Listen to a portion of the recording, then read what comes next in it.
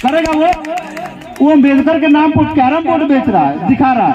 आप बताइए कि कैरम बोर्ड एक ऐसा गेम है जिसमें ना आपका दिमाग लगेगा और ना आपका शरीर का विकास होगा। आपका दिमाग भी नहीं लगेगा उसमें, उस खेल में। अगर चेस देता तो शायद आपका दिमाग लगता। वो चेस दिमाग का खेल है, माइंड वॉश कर रहा। देखिए किस तरह से गेम कर रहा है। तो वो आपको लग रहा है कि वो अम्बेडकर की बात कर रहा है, वो बीच का रास्ता निकल रहा है, आपको गुमराह करने का काम कर रहा है। तो इससे सतर्क रहना। जब बाबा साहब का झंडा नीला है तो आपका एक ही बाबा साहब का एक ही है। उन्होंने एक ही बात बोला था कि आपका एक झंडा, एक पार्टी और एक नेता होना चाहिए। इस देश में एक झंडा हमारा नीला है, एक पार्टी बहुजन समाज पार्टी है और एक नेता हमारी बहन कुमारी मायावती जी है। बात क्यों? छोटी छोटी मैडम, छोटी छोटी लोगों को क्या करते हैं, मछली को, बड़ा मछली को फंसाने के लिए क्या करता है, छोटा सा चेहरा डालता है। आपको आगे बढ़ा देता है तो इसका मतलब ये नहीं है कि आपको मुख्यमंत्री बना देगा बिहार का। मुख्यमंत्री बिहार का अगर कोई बनाएगा, कोई प्रधानमंत्री बिहार का, देश का बनाएगा, तो सिर्फ बहुजन समाज पार्टी जो दलितों को अधिक करेगा। अब बता दीजिए कि कम्युनिस्ट पार्टी अभी कितने रिजर्व, अनरिजर्व सीटों पर लड़ी है, तो कितने अनरिजर्व सीटों पर दलितों को लड़ाई? एक भी नहीं। लोग विदेश की बात कर, आप ठीक है, आप लड़िए। एक अपवाद हो सकता है, एक अपवाद हो सकता है, लेकिन वो मेजॉरिटी नहीं हो सकता है। यही जब बहन जी जब बनने वाली, तो ठीक है, जब बहन जी बनने वाली थी तो उसमें जितने समाजवादी वही पैर खींच रहे थे। एक चमार की लड़की प्रधानमंत्री बनेगी, एक चमार की लड़की ये बनेगी, और साजिश करके कि देश बांट दिया, और साजिश करके बहन जी का सरकार इतना अच्छा काम कर रहा था। तथागत बाबा साहब बोलते हैं, हाथ का देखिए कि हमेशा निशान इस तरह से होता है। वो क्या कहते हैं, capture the temple of power, मतलब जो शक्ति का जो मंदिर है उस पर कब्जा कीजिए। तो कैसे कीजिएगा? झंडा माले को उठा करके, राजद को उठा करके, विजय जदयू को उठा करके। एक पार्टी, बाबा साहब क्यों कहा कि एक पार्टी होगी तो जो पूरी शक्ति होगी वो एक जगह जाएगा। अब इस टेबल को अगर इस खेलना होगा तो दो लोग इधर से लग जाएंगे, दो इधर से लग जाएंगे, दो इधर से, तो क्या ये मंजिल पर पहुंचेगी? जी, ये कभी मंजिल पर नहीं पहुंचेगी। तो मंजिल पर पहुंचने के लिए एक डायरेक्शन में फोर्स लगना चाहिए।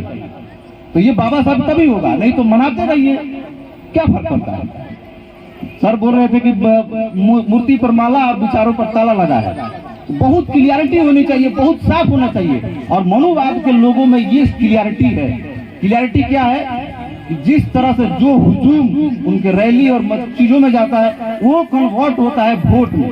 हमारा वोट में कन्वर्ट नहीं होता है। हमको इस विषय विचार करना है, बाबा साहब का सपना पूरा करना है, नहीं तो बाबा साहब चले गए, भुगतना आपको है। तो उस पर राहत इंदौरी साहब का एक शेर मुझे याद आ रहा है, मैं बोल रहा हूँ कि ना हम सफर ना किसी हमनसी से निकलेगा, ना हम सफर ना किसी हमनसी से निकलेगा, हमारे पैरों का कांटा हम ही से निकलेगा, दूसरा कोई नहीं निकालने वाला। जब इस देश में अछूते ओबीसी एससी के ऊपर अत्याचार हो रहा था तो बाबा साहब संघर्ष कर रहे थे। आज जब मलाई खाने की बात आई है, जब उनको राजा बनाने की बात आ रही है, तो कम्युनिस्ट पार्टी 7 समुद्र पार से आकर के और हमारी बात कर रहा है। ऐसे तो नहीं चलेगा। तो इस क्लियरिटी को रखना होगा और बहुजन समाज पार्टी को आगे बढ़ा करके एक दलित के बेटी को प्रधानमंत्री बनाना होगा। जब दलित के बेटी प्रधानमंत्री बनेगी, जब आप मुख्यमंत्री बनेगी, आप प्रधानमंत्री बनेगी, तो आप अपने समाज के लिए बेहतर कर सकती है। नहीं तो आप तो इसी सब बातों के साथ मैं अपनी बात खत्म करूंगा। और विचारों पर क्लियरिटी रखिए। और आपको एक बात जाते जाते बोलूंगा कि वो चुनाव में आएंगे, आपको 500 रुपया और मुर्गा दारू दे करके जाएंगे। आपको ये समझना होगा कि सिर्फ चुनाव में वोट लेने के लिए ही वो क्यों देता है। चुनाव बीत जाने के बाद वो आपको मुर्गा दारू क्यों नहीं खिलाता है। बाबा साहब आपको उस एक वोट के लिए, आपको पता नहीं कि कितना कुर्बानी दिया अपने बच्चों को उन्होंने। अब उनका बच्चा जब मर गया, उसके बाद वो छोड़ करके राउंड टेबल कॉन्फ्रेंस इंग्लैंड में गए थे, सिर्फ आपको कि आप वोट दे करके और आप राजा बनिए इस देश का।